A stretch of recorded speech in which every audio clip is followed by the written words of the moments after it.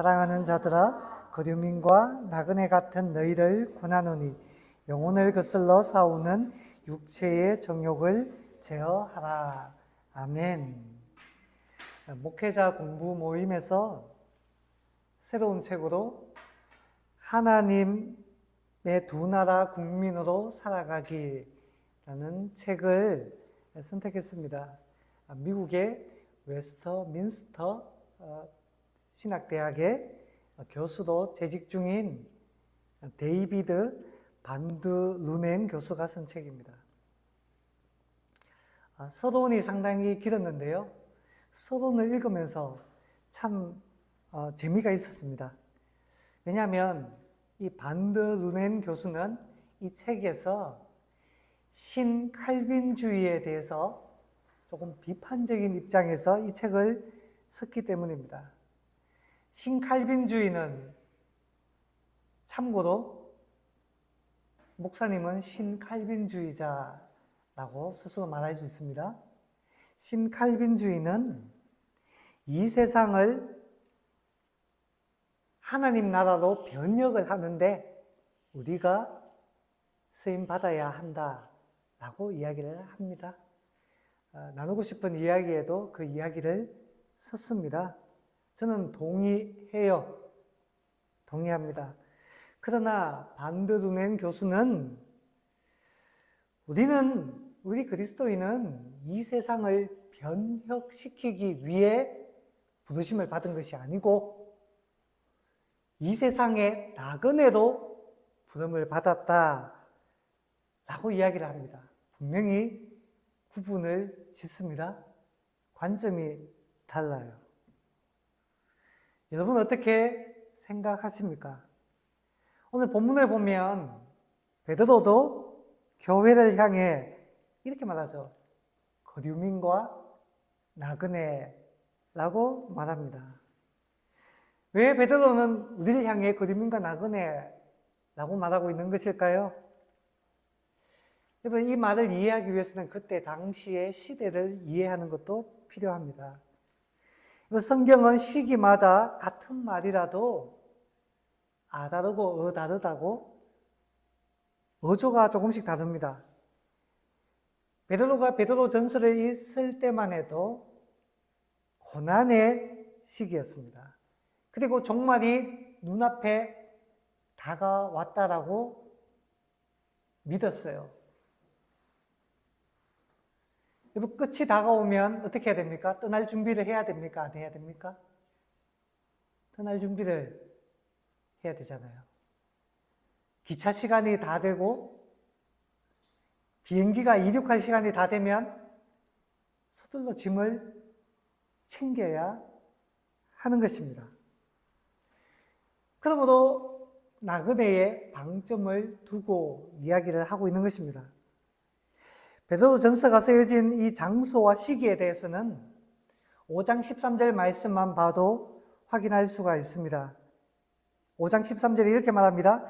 택하심을 함께 받은 바벨론에 있는 교회가 너희에게 무난하고 라고 이야기를 합니다. 베드로가 지금 어디에서 이 편지를 쓰고 있다고요? 바벨론에 있는 교회에서 편지를 쓰고 있다라는 말입니다. 자, 바벨론은 어디입니까? 원래 바벨론은 티그리스 유프라테스 강이 있는 저 동쪽에 있는, 우리도 치면 서쪽이지만 그때 당시 시대로 봤을 때는 저 동쪽 바벨론 문화의 그 수도죠. 근데 베드로가 거기에서 이 편지를 쓰고 있는 것일까요? 많은 학자들은, 저도 동의하는 바이지만 이 바벨론은 언유적 표현입니다. 어디를요? 로마를 가리키고 있는 것입니다. 요한계시록에서도 그렇게 이야기를 해요. 바벨론, 로마. 베드로는 지금 로마에서 이 편지를 쓰고 있는 것입니다. 그런데 왜 로마를 바벨론이라고 표현했는가 하면 이스라엘 백성들이 나라가 멸망하고 난 다음에 어디로 끌려갔습니까? 바벨론에 끌려갔잖아요. 그때 힘들었습니까? 편했습니까? 힘들었잖아요. 고난이었잖아요. 빨리 바벨론에서 나오는 것이 꿈이었잖아요. 지금 로마를 바벨론으로 표현하고 있다는 이 말에서 지금 로마의 교회는 어려움에 처했다, 아니면 평안하다, 어려움에 처했다는 것을 알 수가 있습니다. 그래서 베드로 전서는 네로 황제의 대박해, 본격적인 대박해가 일어나기 바로 직전, 그 즈음에 쓰여진 것으로 학자들이 해석해요. 저도 그렇고요.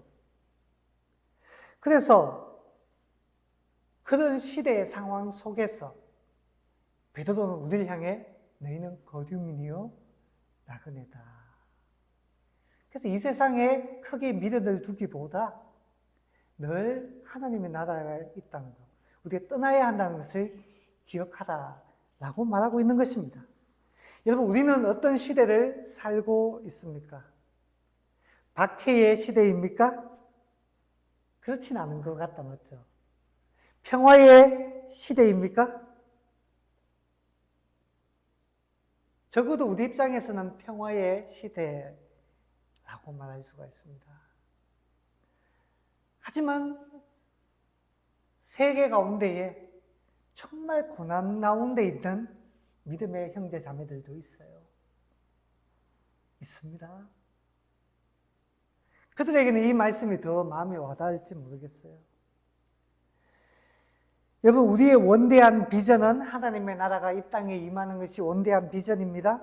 그러므로 우리는 그 하나님의 나라를 위해 최선을 다해야 합니다. 하지만 베드로 전서의 말씀처럼 오늘 밤에라도 주님은 도적같이 오실 수 있기 때문에 떠날 준비를, 마음의 준비는 하고 있어야 합니다. 그것이 거류민이고 나그네입니다.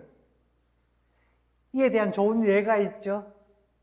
출애굽기에 보면 이스라엘 백성들입니다.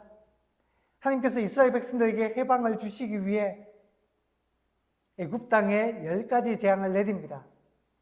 그런데 10번째 재앙이 임하기 직전에 말씀하시죠. 이스라엘 백성들에게 서둘러서 떠날 준비를 해라. 서둘러서. 떠날 준비를 한다는 것은 애굽이 이스라엘 백성들의 본향, 집, 고향은 아니다라는 말입니다.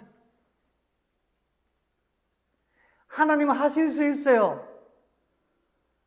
애굽의 바다를 쳐내고 애굽의 모든 군대를 무찌르고 과거 요셉이 총리가 되었듯이 이스라엘 백성들이 다시금 애굽을 장악하게 하실 수 있으십니다. 그렇지만 하나님 그렇게 하지 않으세요. 떠날 준비를 해라. 본향은, 약속의 땅은 따로 있기 때문입니다.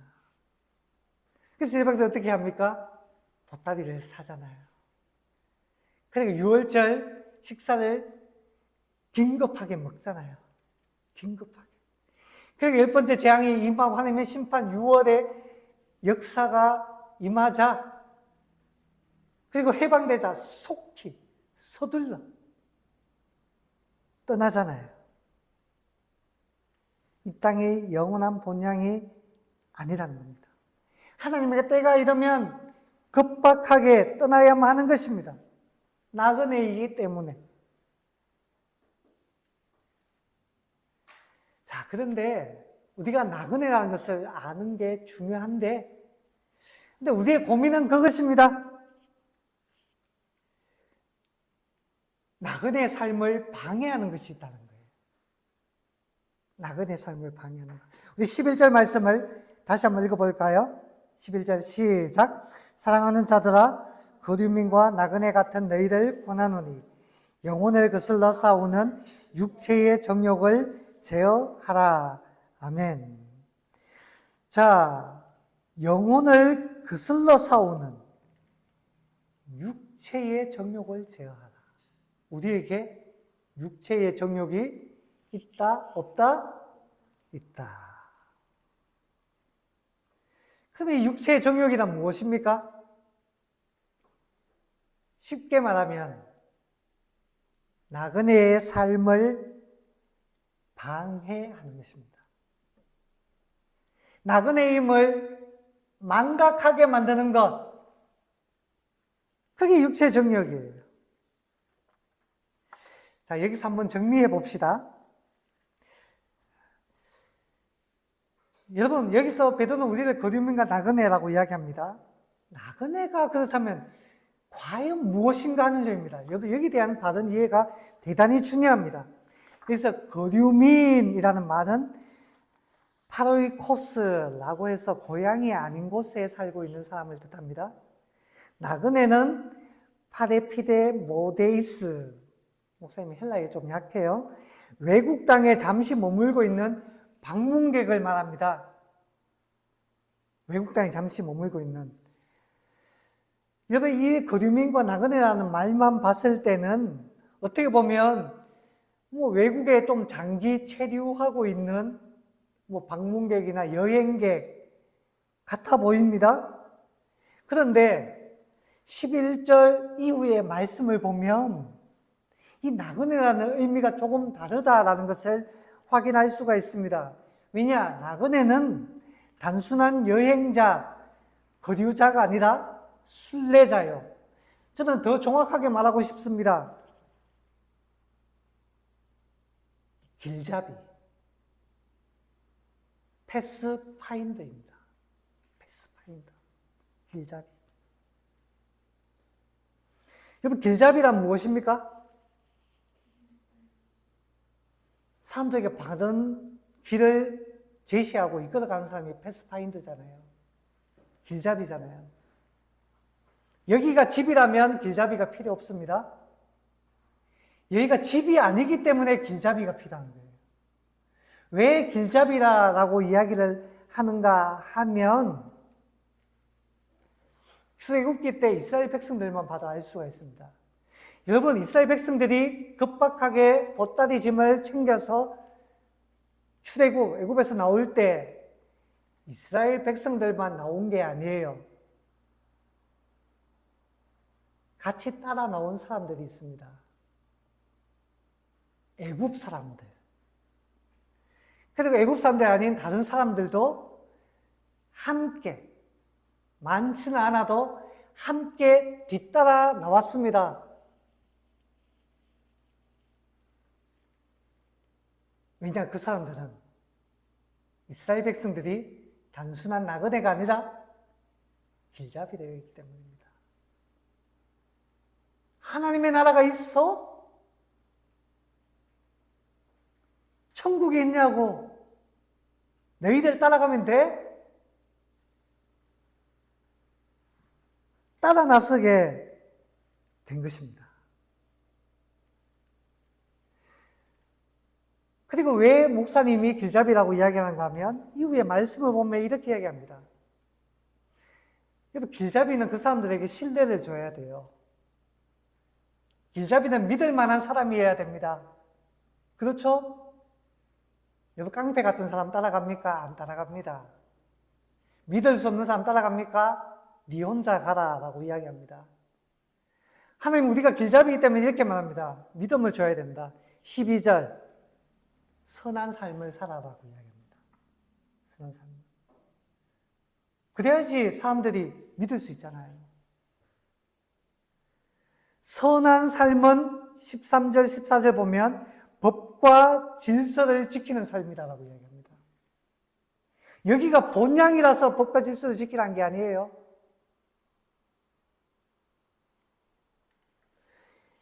그리고 직장생활도 잘하라고 이야기합니다. 18절 이하에 직장생활도 여러분 잘하세요. 여러분들 치면 학교생활도 잘하세요 라고 이야기합니다. 집이라서요? 아니요. 길잡이이기 때문에. 3장 이하에서는 가정에서도 모범을 보이라고 이야기합니다. 왜냐? 무법자는 것을 당하기 때문입니다.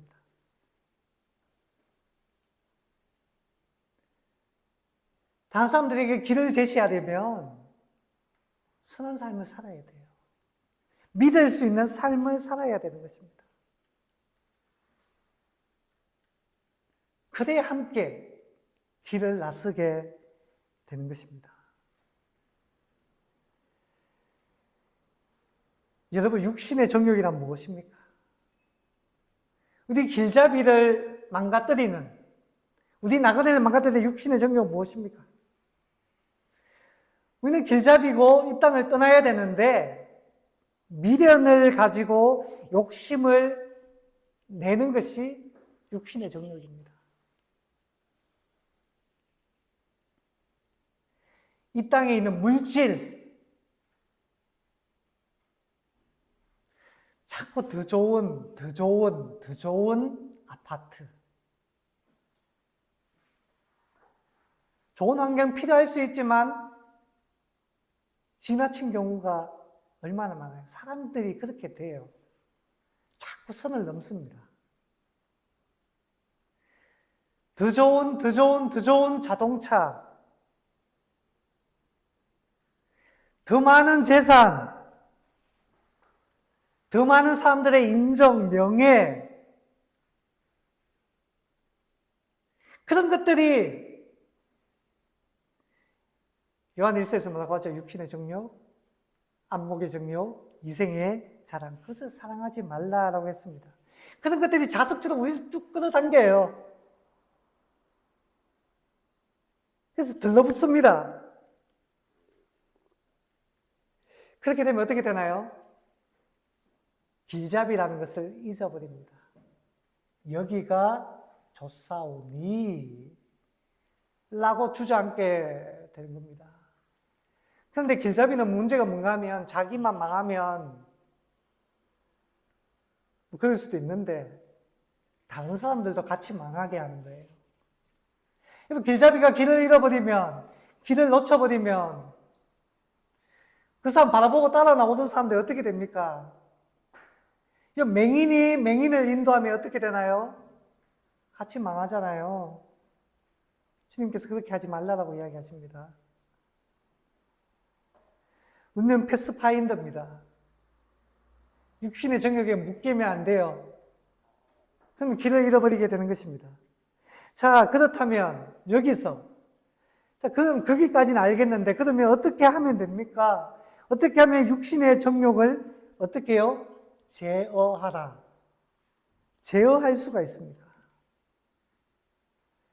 근데 여러분, 이게 참 어려워요. 왜냐?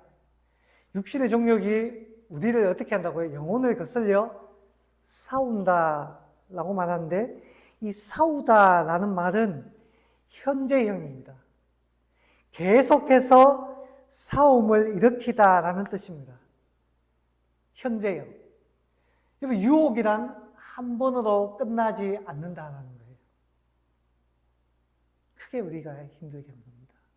한 번 이겼는데 다음에 괜찮겠지 마음을 놓으면 다음번에는 지게 되어 있습니다. 이 싸움은 일회성이 아닙니다. 여러분 그렇잖아요. 학창시절이든 군대 가겠지만 군대에서든 사회생활이든 어디에 가든지 겁주려고 하는 건 아니고요. 괴롭히는 사람이 있습니다. 한 번, 두 번이 아니에요. 계속해서. 어떻게 보면 안 맞는 사람일 수도 있죠. 사도 바울에게는 그것을 육체의 가시라고 이야기했습니다. 유대인들의 박해예요. 저는 그렇게 믿어요. 끊임없이 바울을 따라다니면서 공격했잖아요. 가는 곳마다. 그래서 예루살렘에 돌아왔을 때 드디어 기회를 잡았다 해서 사도 바울을 붙잡아 넘기잖아요. 삼손과 데릴라를 보십시오. 데릴라가 삼손을 넘어뜨리려고 유혹을 하는데 한 번으로 끝나지 않았어요. 보면 삼손이 머리가 결국은 깎이게 되죠.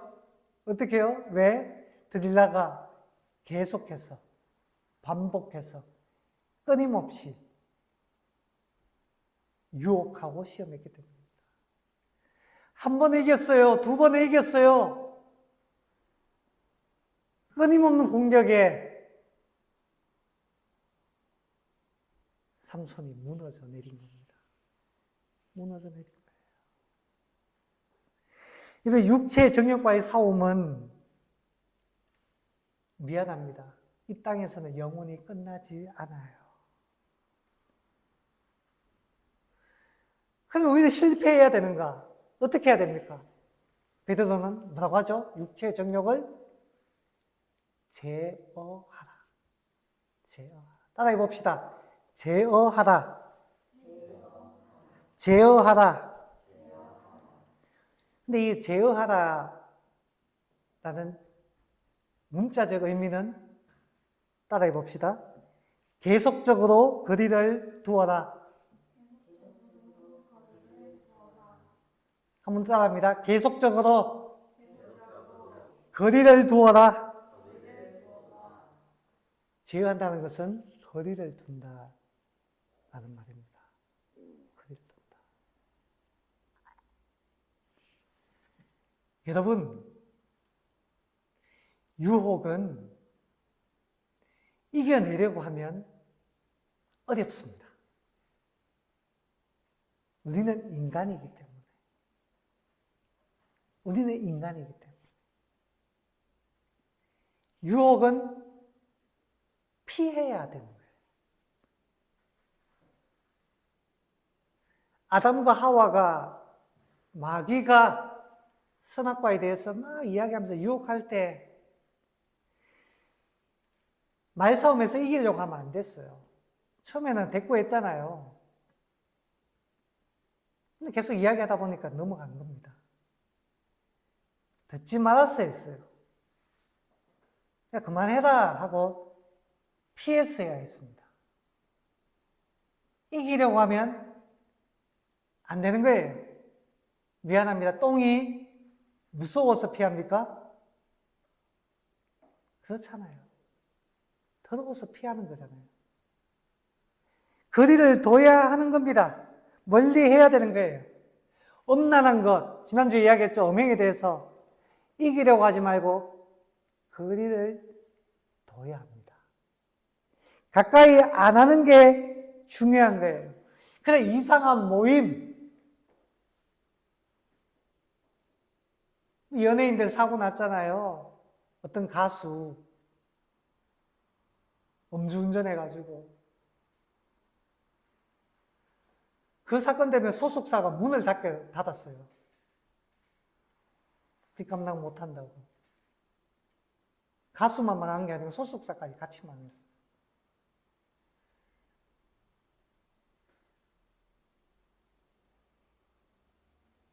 술자리에 갔지만 술은 먹지 않았다 라고 이야기했습니다. 근데 나중에 그것이 다 거짓말로 밝혀졌죠. 처음부터 안 가야 되는 겁니다. 안 가야 되는 거예요. 그런데 피해야 되는 겁니다. 거리를 둬야 되는 거예요. 더러운 것과 거리를 둬야 됩니다. 요즘은 다 수세식이지만 옛날에 집들은, 저희 시골집도 아직도 그렇죠. 변소라고 하죠. 옛날 집에는 다 집에서 멀면 멀수록 좋다 해서 멀찍이 있어요. 이제 가까이 가면 냄새가 나니까. 멀리 있어요. 그게 쾌적한 겁니다. 물론 밤에는 좀 고생하지만. 여러분, 거리를 두지 못해서 낭패를 본 사람이 있습니다. 누군가요? 거리를 두지 못해 낭패를 본 사람. 창세기에 등장하는 롯.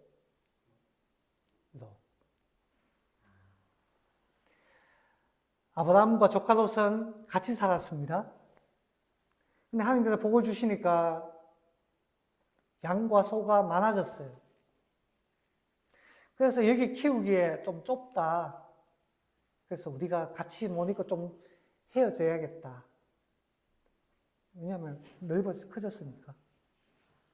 그래서 아브라함이 제시합니다. 롯, 네가 먼저 어디를 갈지를 선택을 해라. 그러면 나는 그 반대를 선택할게. 배려해 준 거죠. 그때 롯이 어디를 선택합니까? 동쪽을 선택하는데, 예, 동쪽 선택하는데, 거기가 보니까 성경에서 정확하게 말하면 뭐라고 이야기해요? 풍요롭고, 좋고, 풍요롭고. 근데 거기가 어디입니까? 소돔과 고모라잖아요. 풍요로움이 이끌려버린 겁니다. 화려함이 이끌려버린 거예요. 그런 것과 거리를 둬야 한다라는 것을 롯은 이해 못했어요. 그냥 육신의 정욕이 이끌리는 대로 그냥 가버린 것입니다.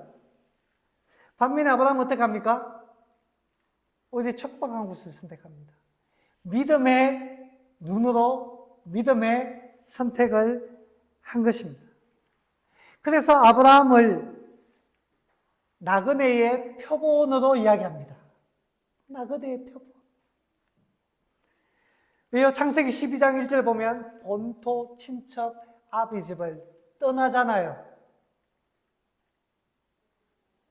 하나님이 가라는 대로 갔습니다. 원래 자기가 살고 있는 곳은 화려한 곳이었어요. 그때 당시 세계 문명의 중심지였습니다. 지금의 뉴욕과 같은 곳이고 서울의 강남과 같은 곳이었어요. 그런데 아브라함이 떠났어요. 거리를 둔 것입니다. 여러분, 나그네의 삶에서 중요한 것이 있습니다. 보이는 대로 살지 않는 것입니다. 보기에 좋은 대로 살지 않는 거예요. 믿음으로 사는 것입니다. 근데 롯은 보기에 좋은 대로 살았어요. 보기에 좋은 것을 가까이 했어요. 아브라함은 믿음으로 살았고, 보기에는 좋지 않다 할지라도 믿음으로 좋은 것을 선택했습니다. 사랑하는 여러분, 하나님 나라의 두 국민으로 살아가기 라는 책에서는 우리를 나그네로 강조합니다. 이곳이 본향이 아니라는 거예요. 그렇다면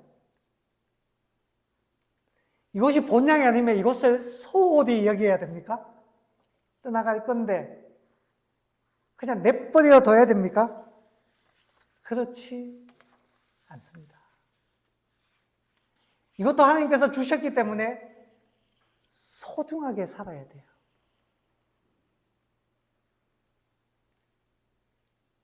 이스라엘 백성들은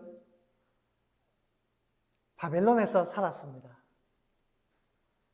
포로기에. 그러나 늘 돌아갈 고향을 생각했어요. 그리고 그 유명한 시편은 126편에 보면 이런 고백합니다. 고향으로 돌아가면서 울며 씨를 뿌리는 자는 기쁨으로 그 단을 거두리로다.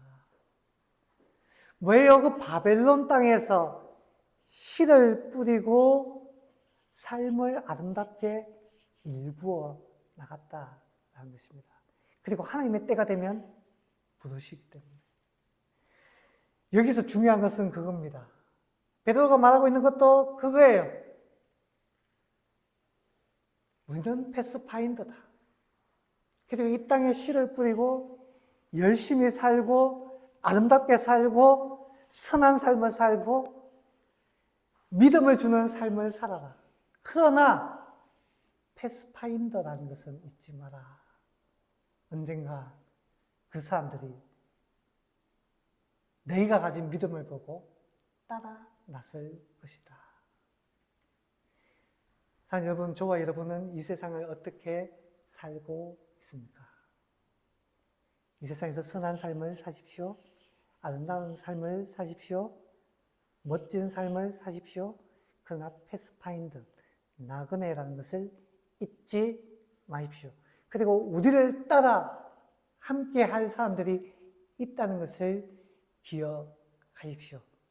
여러분 그것을 믿음으로 보일 때에 우리를 통해서 더 많은 사람이 이 세상이 함께 구원의 역사에 동참하게 되는 위대한 은혜의 역사가 일어날 줄 믿습니다. 그와 같은 일에 쓰임받는 저와 여러분 될 수 있습니다.